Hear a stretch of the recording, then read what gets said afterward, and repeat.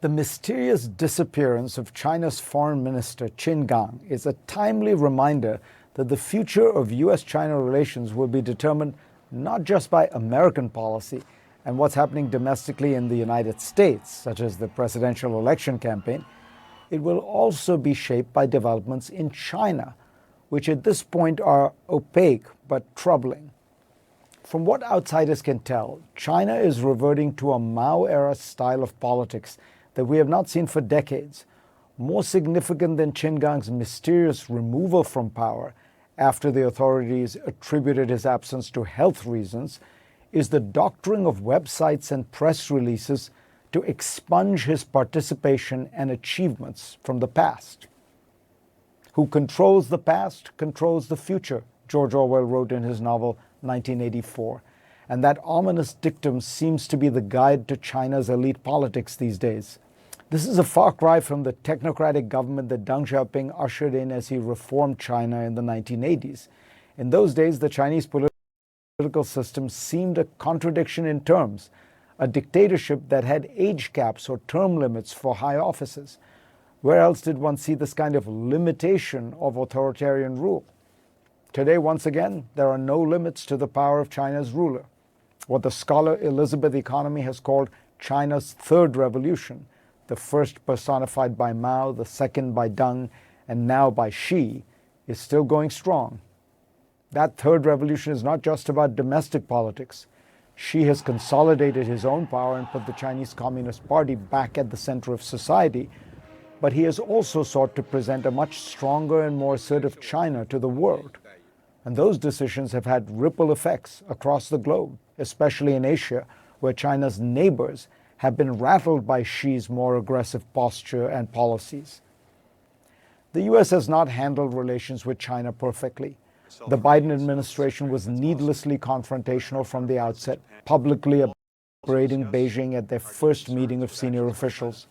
The US has also maintained Donald Trump's tariffs on China, despite the fact that they've been expensive failures. Remember, it is American consumers who pay for those tariffs, not the Chinese. Trump provided tens of billions in additional subsidies to farmers just to make up for the losses they suffered because of these policies. And for a while, it seemed that American policies towards Beijing were being announced with no effort to maintain a working relationship with China, despite its status as the world's second largest economy, a nuclear weapons power with a UN veto.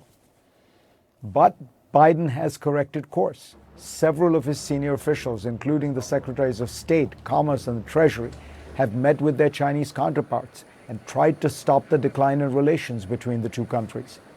Antony Blinken said to me in an interview that world leaders had been telling him that they expected the US and China to build a decent working relationship.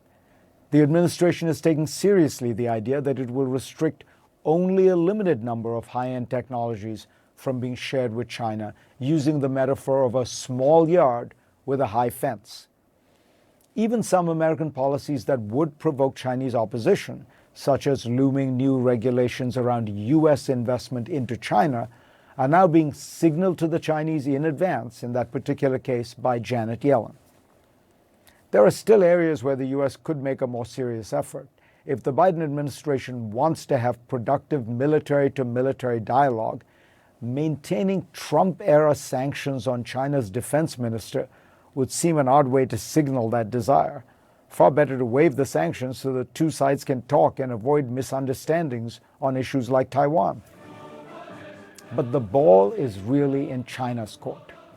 Unfortunately, Chinese policy has been marked by an assertiveness and even bellicosity that has broken sharply with the past 3 decades. Xi has staked out expansive claims for China in the South China Sea, increased military activity around Taiwan, clashed with India in the Himalayas, demanded that Australia cease any criticism of his country, pledged his country's unqualified support for Moscow even as Russia's aggression in Ukraine escalates, and he has ramped up criticism of the United States. None of these policies seem to be working. Countries around China have become far more active in countering Beijing's influence and searching for assistance elsewhere, especially with America.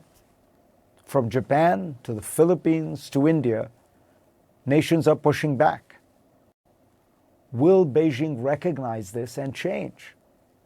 Is an increasingly autocratic and closed decision-making system capable of learning and adapting? Well, Qin Gang's mysterious removal does not suggest a positive answer.